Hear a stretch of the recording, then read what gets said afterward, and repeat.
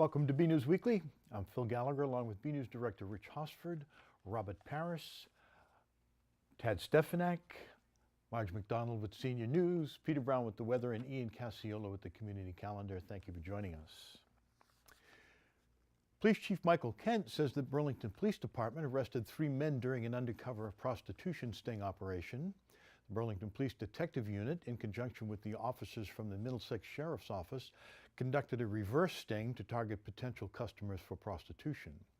Similar to operations conducted in years past, these types of operations are done in an effort to drive human trafficking and sex crimes away from Burlington, a hub of commerce and hotels and a crossroads of several major highways in Massachusetts, as you know. A female police officer posted ads on a website that is well known for being a haven for classified ads offering sex for a fee. As a result of the sting, police arrested Rahul Mohan Kolakande, 32, of Marblehead, Matal Kumar Patel, 37, of Waltham, and Jonathan Sterrett, 38, of Newton. Kolakande and Patel were charged with sexual conduct for a fee. Patel was also charged with indecent assault and battery on a person over 14 years old, and Sterrett was charged with 2 counts of indecent assault of a person over 14. These charges were brought because the 2 suspects allegedly groped the female officer involved in the sting operation. Over the past 5 years, Burlington police have arrested 41 people in these types of operations. Chief Kent said that these types of sting operations will continue until people stop responding to the false ads entirely. He said in the majority of real online advertisements, the woman on the other end is a victim of human trafficking, which debunks the idea that prostitution is a victimless crime. The garage at Wegmans was filled with police and other emergency responders Wednesday evening. Fortunately, there was no emergency. Instead, they had gathered for the annual Burlington Community Safety Night. BNews Director Rich Hosford has this look. On Wednesday evening, the garage at Wegmans and part of the parking lot at Kings Bowl on 3rd Ave were filled with police vehicles, fire trucks, National Guard equipment, state police horses, and local motorcycle cops, among much more, for the 3rd annual Burlington Community Safety Night, and the second to be hosted by Wegmans. BNews reporter Robert Paris and I were at the event where children and their families were given the opportunity to climb on equipment, check out cruisers and fire trucks, and meet emergency first responders. We spoke to the people behind the event, including lead organizer Detective Jimmy Tigas, who explained why Burlington holds its safety night the day after the National Night Out that sees similar events across the country. Burlington does a little different. We have Community Safety Night Out, and the reason why we do that is because all the towns around us have National Night Out. A lot of the equipment that's here tonight is at those events and it's tied up. So by doing it the night after, all that equipment is now available to come to Burlington. So this is Burlington Community Night, Safety Night, and it's not just police, fire, and EMS. We also have a host of community agencies, DCF, Council on Aging, Youth and Family Services that are here to also promote the options that residents have as far as safety. I know the Board of Health is here giving out sunscreen. DCF is here promoting their foster parent program. So it's a big safety event, but not just public safety. It's community safety, and that's the whole theme of this event. I also had a chance to speak to the host of the evening. All right, now I am here with one of the hosts of the events, Wegmans store manager Jason Rowell. Jason, just talk about why Wegmans decided to participate and sort of have everybody here under your garage. Well, we were the ones that held it last year, and we held it because of the space we have. We try to do all we can to stay involved in the community, and it's just a great event. I mean, you see all the kids and all the families around. This will be our 2nd year hosting it. 3rd Ave got in this year, so we really kind of amped it up. Unfortunately, Mother Nature doesn't want to cooperate too well, but the garage saves us, so this is just the perfect place to have it. Rain or shine, we're on. Town leaders said they thought Community Safety Night was a great way for residents to see what resources the town has at its disposal to respond to emergencies. Well, it's great to get out in the community, and have people have the opportunity to come and see some of the resources we have. And it's great. We've had a lot of cooperation. Billerica sent their ladder, Lexington sent an injured. This vehicle here is Department of Fire Services. It's their incident command unit that they send to major events. But it's really good to have people the ability to come and see some of the equipment we have, because they don't normally come to the fire stations and stuff like that, or they're at an event where at a fire or something like that we'd be working. So this gives them an opportunity to come in, have the kids come in, put hands on, and see what we have. Your thoughts about having an opportunity like this for kids to see the truck, see the equipment, and meet the personnel. It's more, we all like our toys, and see trucks and stuff, but it's really meeting the personnel and, letting them, basically visit with our public safety people and, get them to see them that, these are people who are here to help and, and they're a part of our community, so it's great. One big takeaway from the evening is that it is an opportunity for members of the community to meet and grow comfortable with the men and women in uniform, people they might only otherwise interact with during tense emergency situations. What do you like to hear about safety night? Well, it's important for our families, including our children, to be introduced to the firefighters, the police officers, all the safety officers. The district attorney is here because we have a community where we all work together, and our children need to know that our first responders are here to help so that they're not nervous when they see a first responder. If, heaven forbid, something happens in their home or their neighborhood, they know where to turn for help. They know not to be afraid, and so this is important. And just talk about the importance of having a night like this where members of the community, children can interact with police and firemen. Yeah, I think it's nice. They can see the equipment, first of all, that we use, but also see the police department in a nice positive light in a family situation, handing out badges and things of that nature, kind of build a bond. This is a great opportunity for everybody to come down and see public safety, police, fire, and EMS in a different light. And because a lot of the times when they see us, it's in a stressful environment and it's an emergency, where people can have some fun and learn all about us in a different light. Finally, organizers were pleased that despite the rain, many residents came out to participate in Burlington's Community Safety Night. And what's your favorite thing so far at Community Safety Night? Just the crowds, having everybody here, all the families, having them they can go up to a canine dog, a bloodhound, a comfort dog, and the kids love that stuff. And there's just so much else here for them to see. Police cars, fire trucks, ambulances, everything. At Wegmans and 3rd Ave, I'm BNEWS Director Rich Hosford. The Planning Board held a wide-ranging and lengthy conversation with members of the public concerning a proposed ban on recreational marijuana sales in town during its meeting last week. Members of the board told residents they are planning to have 2 warrant articles before town meeting in September, one proposing changes to the general bylaw and another proposing zoning bylaw alterations, both aimed at preventing retail and on-site sale of recreational marijuana. They also discussed the possibility of having a ballot referendum during next April's town election to allow voters to weigh in on the matter, but said that if a proposed bill going to Governor Baker's desk is signed, that step won't be necessary. They said the push to prevent recreational marijuana sales is based on Burlington's voters' rejection of the ballot proposal legalizing it last November. During that election, residents in town voted 55 to 45% against the measure. During the meeting, residents on both sides of the issue spoke on the matter. Those opposed to recreational marijuana sales cited concerns such as road safety, the example that would be set for children, and the overall reflection pot shops would have on the Burlington community. Those in favor of allowing marijuana sales argued that it would generate tax revenue and that it would be used by patients who cannot afford to go through the process of getting a medical marijuana card. They also said that regulated marijuana sales are safer than black market options people currently use. The Planning Board will continue the discussion during its August 17th meeting. Fans of Teavana, the Starbucks tea company that has a location in the Burlington Mall, should stock up on tea and accessories now. Starbucks announced last week that it will close all 379 Teavana stores over the coming year. Starbucks said many of the company's principally mall-based Teavana retail stores have been persistently or consistently underperforming.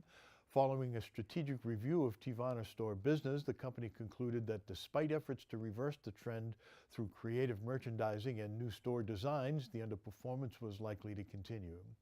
As a result, Starbucks will close all 379 stores over the coming year, with the majority closing by spring 2018. Starbucks says there are approximately 3,300 employees at Tivana stores. The company said it will work with those employees to find them jobs at area Starbucks locations. Atria Longmeadow Place held their third annual Chef Showdown with culinary competitors Sonia Rollins of the Burlington Area Chamber of Commerce and the Ways and Means Committee, and Atria House Chef John Riley. BNEWS reporter Tad Stefanak went down to check it out and has this report.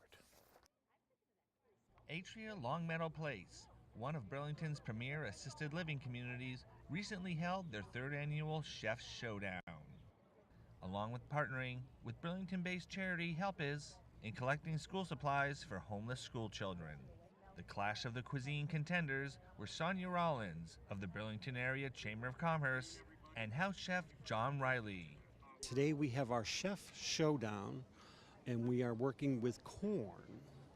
So today I am preparing the cowboy caviar. We're going to be serving it on an endive with queso fresco and some corn chips, because the ingredient had to be in there is corn.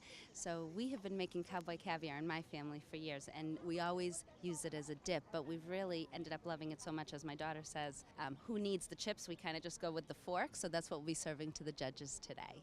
Well, I'm thinking way outside of the box, and I did a corn cosmopolitan, which is corn liqueur, corn stock that we make, pureed corn, so it comes out nice and creamy, and then we added some cucumber lime vodka to it, and we're going to garnish it with freshly popped popcorn and some lime zest. I spoke with the judges, who explained their palate credentials. I eat everything. I'm not really sure. That puzzles me, but it'd be interesting when I get the answer to that. You know, I'm a steak and potatoes, American fare type of guy. Pretty simple. The two chefs prepped, plated, and garnished. Then the delectable dishes were anonymously presented to the judges. For the record, Chief Kent, who was technically on duty, did not partake in a corn Cosmo. And while the judges be judging, Atria Meadow Place residents were treated to fresh-made cowboy caviar and corn cosmopolitans. In the end, Sonia Rollins' cowboy caviar took the day. But the real winner is the underprivileged children who gain school supplies through the generosity of Help Is. Atria will be collecting all school supplies through July and August. If anybody wants to drop them off, they do not need to be here today. They can certainly come and leave them in the lobby at Atria. From Atria Longmeadow Place, I'm BNews reporter Tad Stefanak. Back to you in the studio. Congratulations, good sports all. The Burlington School Committee once again took up the issue of later high school start times at its latest meeting, this time focusing on the issue of busing. The reason the school department is considering changing the school start time is because a lot of data show that traditional school start times for high schools have adverse health effects on teenagers. They also add to stress levels of students. School leaders said at previous meetings there would be a lot of issues to work out before changing the school start time, one of them being busing. Last week, Superintendent Eric Coney spoke about conversations he has had with A&F Bus Company, who told him that the change could be made and that the same level of busing could be kept in place if the other schools also had some changes or some modifications to their start times. Conte said the high school could change from its current start time to run from 8:30 a.m. to 3:05 p.m., a 65-minute shift. In order to keep the number of bus runs the same, this would require the middle school to start 5 minutes earlier and the elementary schools to start 15 minutes earlier. This plan would require no additional costs to the town. Conte said there will be further discussions on the change to later start times. He said that this month there will be open houses with the school committee members at the different schools and that the department will put forward an official proposal for discussion. If the school committee votes to approve the measure, the school department is aiming to have the later start times in effect in the fall of 2018. The Hampstead Stage Company is a New England-based company that performs adaptations of children's literature books. A team from the company was at the Burlington Public Library early this week for a performance of Beauty and the Beast. BNews reporter Robert Parrish was there and files this report. A New England-based stage company featuring many young adult actors performs across the United States for children of all ages. The Hampstead Stage Company has been around for 34 years now, and what they do is they try to bring classic literature to children all around the country. So our company will go to all 48 contiguous United States in a whole year and perform shows just like this for kids all over the country. It's an incredible group of people, so we're very lucky to be a part of it. The company is based out of Barnstad, New Hampshire. And we also have an office in Chicago. The Hampstead Stage Company came to perform one of their adaptations of a classic Disney tale that is as old as time. So we did Beauty and the Beast today, and what the library does is the library will contact our company, and then they ask us to come here and perform. And it's totally free. It's open for whoever wants to come to any library. You can come see our show, and it's about an hour long. And we do Beauty and the Beast, a different adaptation of Beauty and the Beast. So not Disney's version, our own version. We also do this summer Pinocchio, so the library picks what show they want to see, and then we did here Beauty and the Beast today. Justin and Rachel are new to the company and are enjoying bringing theater to kids across the country, though working with Hampstead is still a new experience. This is actually both of our first summers. So yeah. Over the school year, I work for a different company, but they have groups that tour in the fall and in the spring and in the summer, and so this is our first summer. It's fantastic. It's so great. All the kids are so into it, and they have a lot of fun. And we're in New England this year. Our tour is in New England, so we've gotten to explore all different parts of New England. I'd never been to New England because I'm from Maryland, and so this was a very interesting and fun, different experience. Lots of lobster rolls. Justin and Rachel hope the children will be inspired by the play to go out and read more. Oh, more than anything, that they're interested in the original book, that they want to look up kind of the original source material and kind of read the classic literature that we put on stage to life for them. Yeah, this Beauty and the Beast is actually not only in your local library, but also on Project Gutenberg online, so you can read the full transcript online. Want to know more about the Hampstead Stage Company? Then go to hampsteadstage.org. From the Burlington Public Library, I'm Robert Paris for BNEWS Weekly. In order to ensure proper procedures are being followed and all evidence is correctly logged and stored, the Burlington Police Department recently underwent a third-party audit of its evidence collection and retention procedures. According to police, the audit was a proactive initiative meant to assess the department's compliance with current policies and procedures and to help ensure best management practices. The department hired Markham LLP to review and evaluate the Burlington Police's handling of evidence collected since 2009 and found that the department properly cataloged, stored, and maintained seized property in 98% of cases, a release states. The final report concludes that 503 out of 515 sampled cases were logged and handled entirely correctly. 2% of cases, or 12 total, were missing some items and or paperwork that could be a result of items being returned to owners, released to the court, or disposed of following the resolution of a case. However, in each of the 12 cases where the procedures were not completely followed, police said Markham's report concluded that there was no intentional wrongdoing or malicious intent. In addition to its strong performance during the Markham audit, a Burlington Police Department is Massachusetts Police Accreditation Commission accredited agency, the release states also. It has held that distinction since 2008 and has consistently adhered to over 300 professional standards related to all of its policies, including evidence collection and storage. We go now to BNews weatherman Peter Brown in our weather center for this week's forecast. We'll also check out the community calendar with Ian Cassiola to see what's happening in Burlington.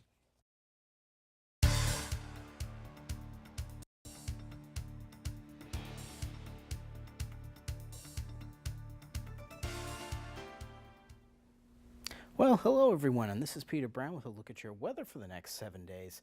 And I hope you've been really enjoying your summer. I can't believe that we're actually into August now. Isn't that incredible to think that we are actually 2/3 of the way through meteorological summer? But of course, we're not even going to think about the end of summer, that's for sure. We have some great weather still ahead of us. Now, as we start out our period, we're actually going to see high temperatures on Thursday, actually in the mid-80s, just about where we should be at this time of the year. Same thing with our low temperatures, temperatures in the mid-60s, so a pretty average pattern in terms of temperatures coming up, and that looks like it's going to carry through for the next 7 to 10 days or so here in the Burlington area. We don't see any real big-time heat, anything near this record high of 96 that we saw many, many years ago there. Look at this as we're starting to get to the end of the period, getting to August 9th. Can you believe it? We'll be into the second week of August. Temperatures still beautiful in the lower to mid 80s, so we still have quite a bit of summer ahead, that's for sure. Though I'm sure the one thing that you've been noticing probably is the days have been getting much shorter, and of course now that we're past almost 6 weeks past the summer solstice, we're actually going to be seeing the sun setting before 8 o'clock when we get to the end of the period. So that's quite a thing to think about, but nothing to worry about in terms of cold weather, that's for sure. But as we move ahead, I'm going to show you a little bit about what's going to be going on with weather for the next 7 days. Now, we're going to be pretty much locked in here in the Burlington area to a fairly midsummer-like pattern. So what's that going to mean for us? Well, that's going to mean we're going to see a very strong high-pressure center centered off of the southeast coast of New England down towards Bermuda. We're also going to be seeing this weak area of low pressure that's kind of going to stay put over southern and eastern Canada. It's going to just slowly slide on by to the north of us. Now, this is going to keep us in a relatively mild but kind of humid flow for the next 7 days or so. So each day we're going to probably see the chance of maybe some pop-up showers and thunderstorms, much like we've been seeing the past couple of days here in the Burlington area. But again, no real big-time heat, so if you're getting out there and trying to enjoy the beach and the lakes and everything, temperature's going to be just perfect, that's for sure. As we move ahead, I'm going to show you a little bit about what's going to be going on with our temps and our precip for the next 10 days or so. Now, looking at this graphic, it looks like the Climate Prediction Center is actually calling for above-average precipitation for us here in the Burlington area, and that's going to be pretty much the case when we see a lot of these pop-up showers and thunderstorms, so we may see a good dousing of rain when we get one of those that comes over the area. But as we go ahead and we take a look at our temperatures, you're going to notice something very interesting about, especially, look at this in the middle of the country. If you are going anywhere out to the plains in the next 10 days or so, there's going to be some really, really cold air for August out here.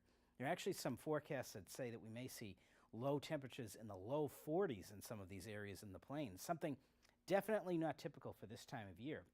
But up here in the Burlington area, looks again like we're going to have great fair weather conditions, temperatures about average. And if you're heading out towards the west coast, especially the Pacific Northwest, that's where the big time heat is, along with down here in Florida.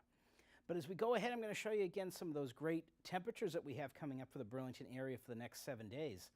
Now, starting out our period again, it's going to be a little bit unsettled. We're going to have a little bit of humidity, a little bit of warmer temperatures in the mid-80s, so that's going to give us a chance of some showers and thunderstorms each afternoon on here. And if you're joining us for Celebrate Burlington this coming Saturday, you might have to keep an eye to the sky for a couple of pop-up showers and thunderstorms, but looking like that might be heading towards the latter part of the afternoon, so we might be okay. But as we start to head into the end of the weekend, the start of next week, see temperatures cooling a little bit, but down to nothing too cool, that's for sure. Temperatures in the mid and upper 70s. And as we get in towards the end of the period, getting towards next Wednesday, we're going to introduce that chance of a little bit more unsettled conditions, so a little bit more humidity in the air. But again, temperatures not too bad, only bordering up in the low 80s, so nothing really hot, no hundreds, nothing like that, nothing like we saw last summer, that's for sure. But folks, I hope you get out there, and I hope you come and join us at Celebrate Burlington this coming Saturday, and have a great week.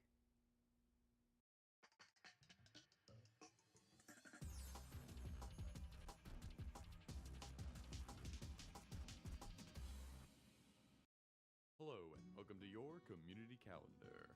First up, Alakazam, Alakazoo, this event is just for you. On Monday, August 7th, the Burlington Rec Department will be having Malik the Magic Guy on the town common. Malik the Magic Guy is a comedy magician with over 20 years of experience. Malik has performed his unique comedy magic all over the United States.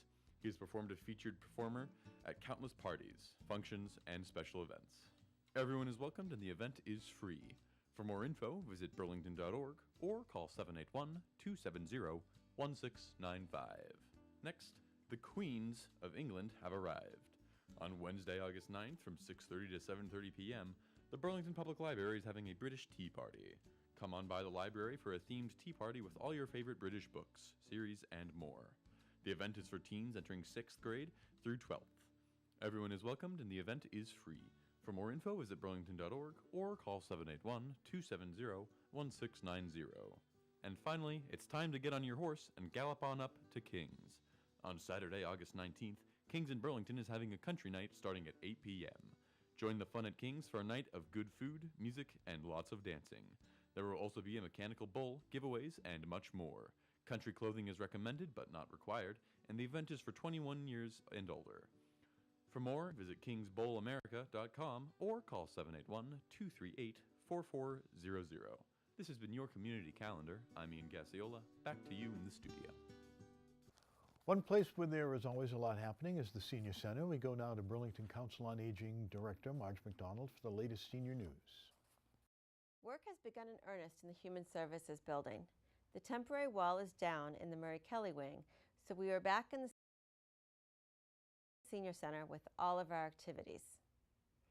We are waiting for the closet doors, and they haven't finished painting the walls, but you can all get out safely if the hallway outside the Murray Kelly wing is blocked during an emergency. The walls in what will be our second activity space are down, and you can really get a feel for how big that space will be.